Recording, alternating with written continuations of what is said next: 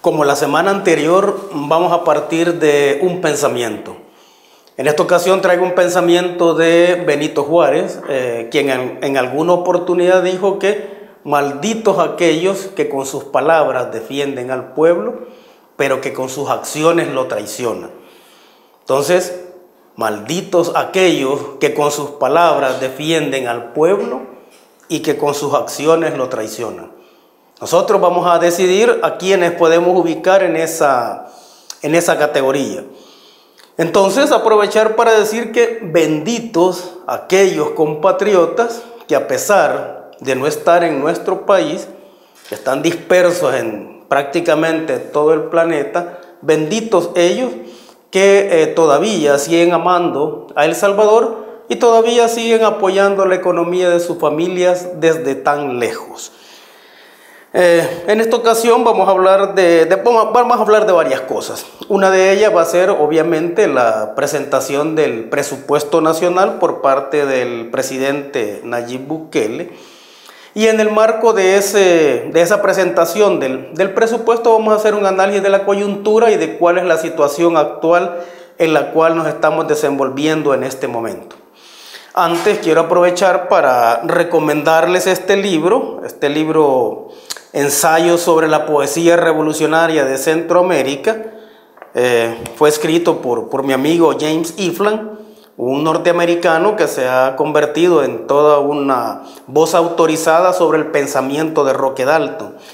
Entonces, con James Ifland hemos estado en varios conversatorios sobre la poesía de Roque. Y en esta ocasión quiero recomendarles a ustedes este libro, Ensayos sobre la poesía revolucionaria de Centroamérica. Este libro lo pueden encontrar ustedes en la librería, en la editorial universitaria de la Universidad del Salvador. Bien, ¿qué es lo que tenemos en este momento? Tenemos una coyuntura cuyo punto central de discusión es el presupuesto nacional presentado por el presidente Nayib Bukele. En ese marco, decir que este presupuesto se convierte en una buena noticia para muchos, en particular para la Universidad de El Salvador, que como institución es la primera vez en la historia en que tiene un presupuesto arriba de los 100 millones de dólares. Como universitarios, es decir, los más de 70,000 personas que conformamos la comunidad universitaria, vamos a honrar ese aumento del presupuesto como parte de la gestión del presidente Nayib Bukele. Entonces, como Universidad de El Salvador, nosotros creemos que podemos aportarle mucho a la nación, podemos aportar mucho en el desarrollo de proyectos económicos, sociales, culturales, etc.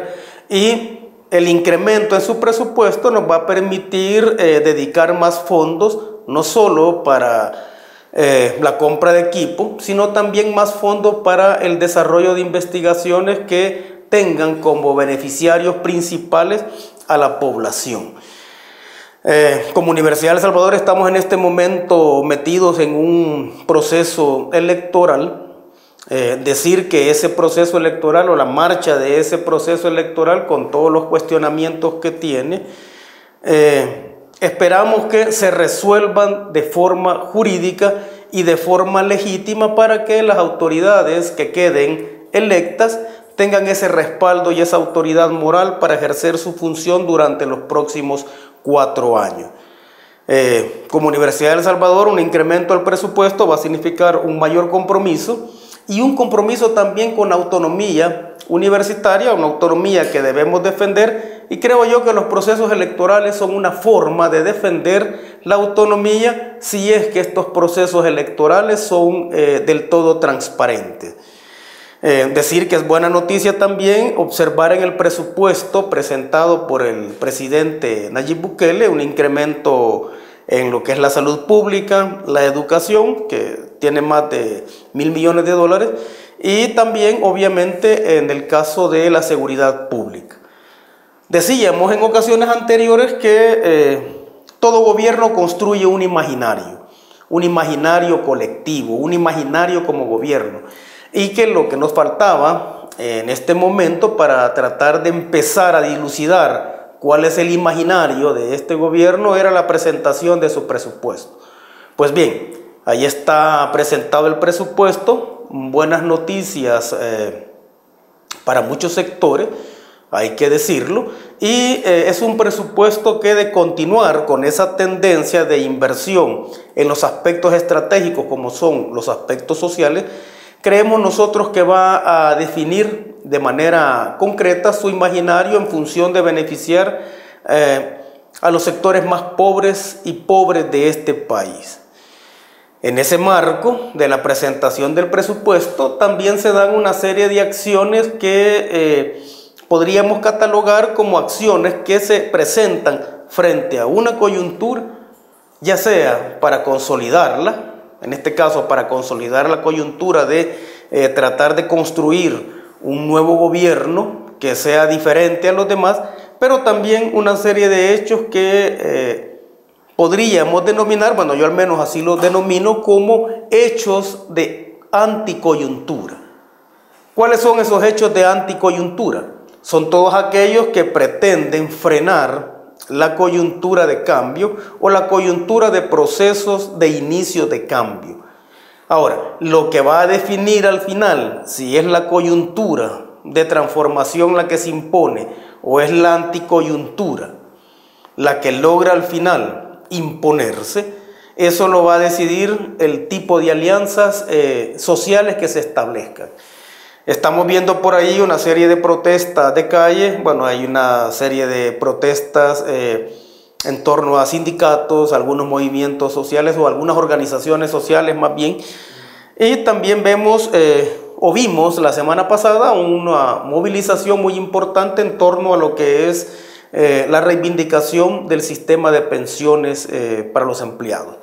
Entonces, esos hechos, dependiendo de cómo se vayan definiendo las alianzas, van a permitir establecer si es la coyuntura de transformación la que se impone o es la anticoyuntura de frenar esa transformación la que se va a imponer.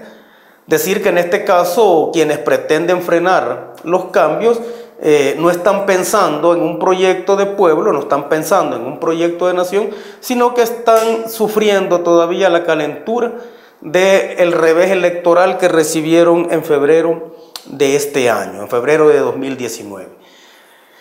Y hablando de ese revés que sufrieron, vamos a decir que ese cambio que ahora nosotros podemos vislumbrar un poco en la estructura del actual presupuesto de la nación, ese cambio venía siendo como un proceso a partir del cual el pueblo estaba tratando de manejar la desilusión y el desencanto.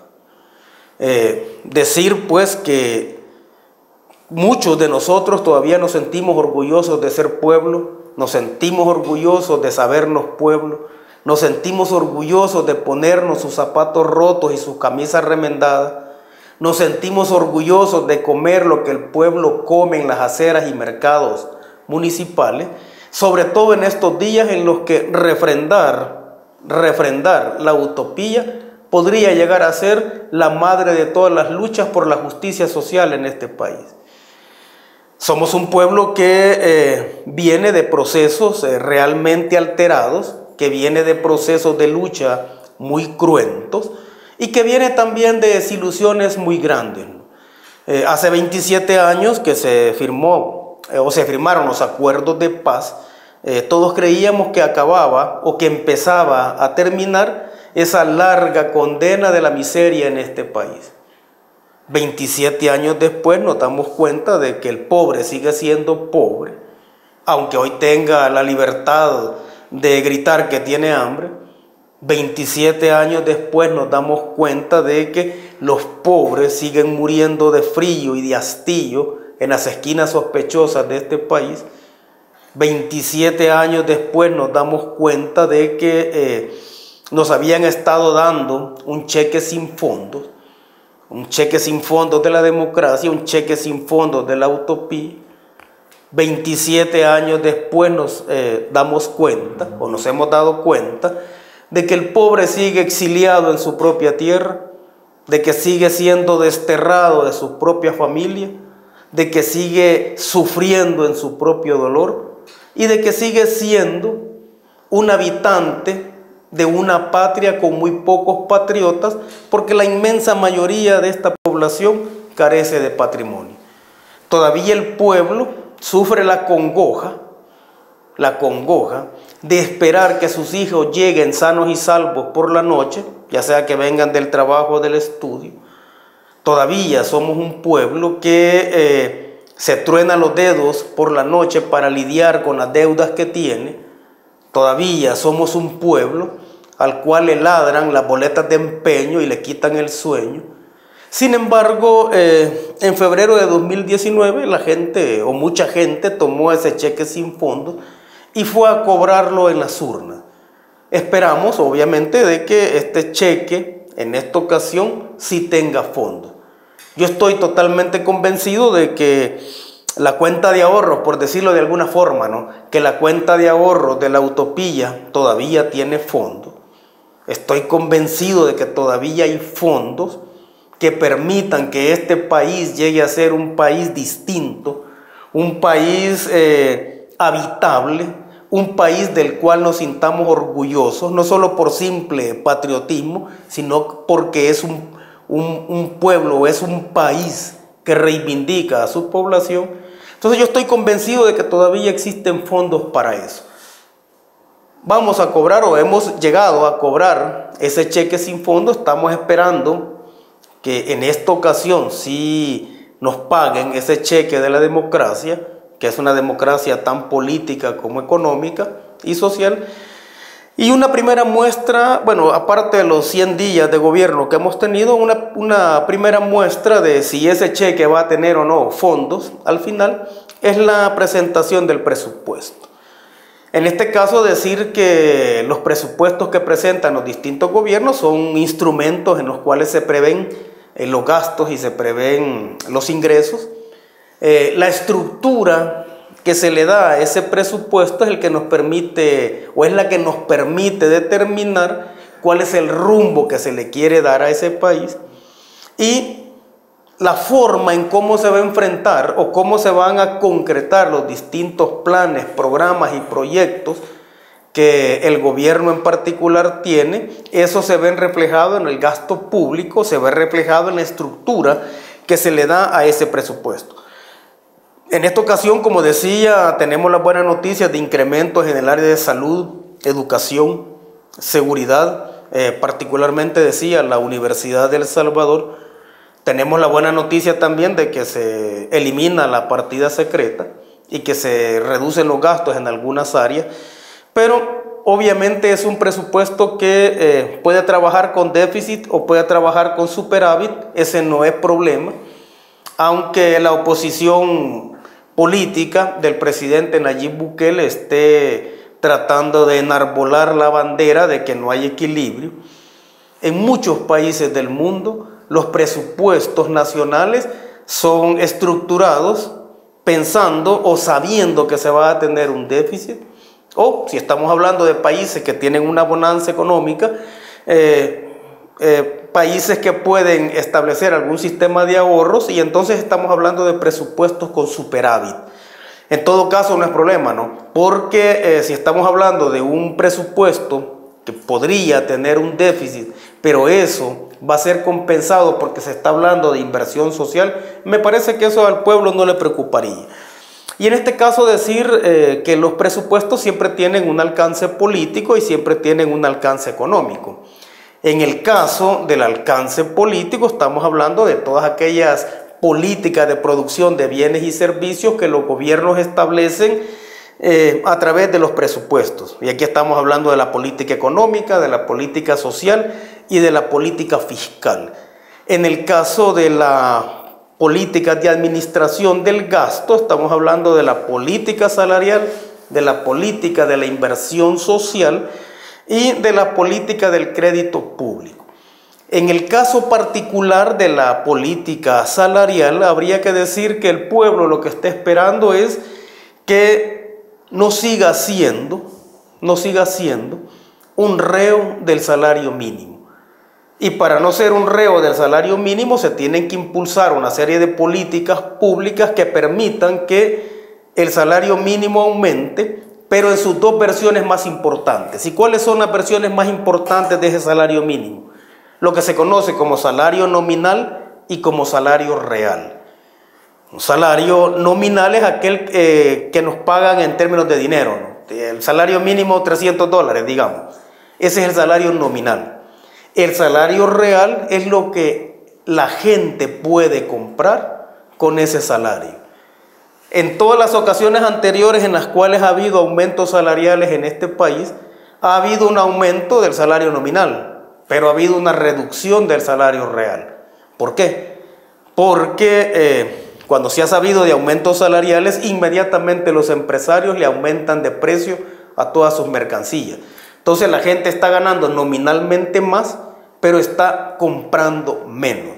Esas son parte de esa es parte de la política salarial que este gobierno debe fijarse muy bien para que los incrementos nominales signifiquen también incrementos reales. Entonces, es decir, en el caso del presupuesto, aunque hay que estudiarlo de manera detallada, todo presupuesto debe tener un equilibrio, debe tener una especialidad y también debe tener una serie de principios a partir de los cuales este presupuesto se estructura. Uno de esas partes de la estructura de todo presupuesto nacional obviamente tiene que ver con los impuestos, ¿no? Y acá decir que en el caso de El Salvador nosotros tenemos que la principal recaudación tributaria que se tiene proviene de los trabajadores. Más del 80% de todo lo que se recauda como tributos en este país lo paga la clase trabajadora. Y ese es un indicador que hay que tomar en consideración, ¿no? Porque no puede ser posible que la clase trabajadora esté aportando más del 80% de todo lo que se recauda en concepto de tributos en este país. Esa parte debemos remediarla, esa parte debe afrontarla el gobierno de forma decidida, de forma vertical, de forma valiente. Y esa va a ser una forma también de acercarse más al pueblo y de hacerle saber al pueblo que el cheque que en esta ocasión fue a cobrar en febrero de 2019, ese cheque de la democracia sí tiene fondo. En ese marco de ir a cobrar el cheque o esperar que en esta ocasión la movilización del pueblo signifique realmente cambios en este país, es que vemos nosotros esas reivindicaciones que en este momento están surgiendo. Y quizás la más importante de todas ellas, la reivindicación más importante que va a enfrentar este gobierno, es la del sistema de pensiones. El viernes de la semana anterior se dio lo que se dio en llamar una marcha negra. Algunos políticos de la oposición trataron de montarse en esa protesta y fueron repudiados por la gente. Pero bien, en todo caso estamos hablando de que una reivindicación válida, independientemente del pensamiento político que uno tenga o independientemente de la opción ideológica que uno tenga, esa reivindicación del sistema de pensiones es algo urgente, es algo que hay que enfrentar. En todos los países en los cuales el neoliberalismo se ha impuesto de forma bestial, se ha retrasado la edad de jubilación. Sin embargo, hay una serie de estudios que comprueban que no es necesario incrementar la edad de jubilación para obtener los recursos suficientes como para darle pensiones dignas a los empleados. Bueno, uno de los pioneros en términos de mantener baja la edad de jubilación fue Francia. Francia impulsó una reducción de la edad de jubilación. Eso se convirtió en una bandera de lucha de todos los trabajadores franceses. Incluso se acuñó la frase de que había vida después del trabajo, porque de alguna forma los trabajadores franceses sintieron que jubilarse no era un castigo, sino que era una oportunidad de disfrutar después de largos años de trabajo. Entonces, una reivindicación muy válida en este país es cambiar el sistema de pensiones, mejorar significativamente el monto de las pensiones mensuales, que debería ser igual al último salario devengado, y saber saber también que no es necesario retrasar la edad de jubilación para mantener cierta bonanza. Los estudios indican que, fíjense bien, con solo incrementar en un 0.5% los impuestos en los artículos de lujo y en las ganancias de las empresas, con solo incrementar un 0.5% los impuestos en esos rubros, se pueden obtener los fondos necesarios como para que la gente se pueda pensionar, se pueda jubilar y pueda obtener pensiones dignas. Si no lo hacemos, vamos a estar en la situación en la que estamos actualmente, ¿no? La gente no se quiere, hay una edad de jubilación legal, pero la gente no se jubila porque obviamente no quiere someterse a una pensión tan pequeña. Eso le resta oportunidades de trabajo a los jóvenes. Esa parte debemos resolverla. Entonces, un próximo reto del presidente Nayib Bukele, dándole coherencia a ese presupuesto nacional que ha presentado, es empezar a tratar de vislumbrar cuáles pueden ser los mecanismos que reivindiquen no solo la vejez, sino que reivindiquen también las pensiones y le abran más oportunidades de trabajo a nuestros jóvenes en el país. Entonces, reiterar, ¿no? La estructura del presupuesto presentada es un presupuesto que ilusiona y que esperamos nos siga ilusionando mucho más, para que todos nos sintamos realmente orgullosos de ser parte de este país y de ser parte de la transformación nacional.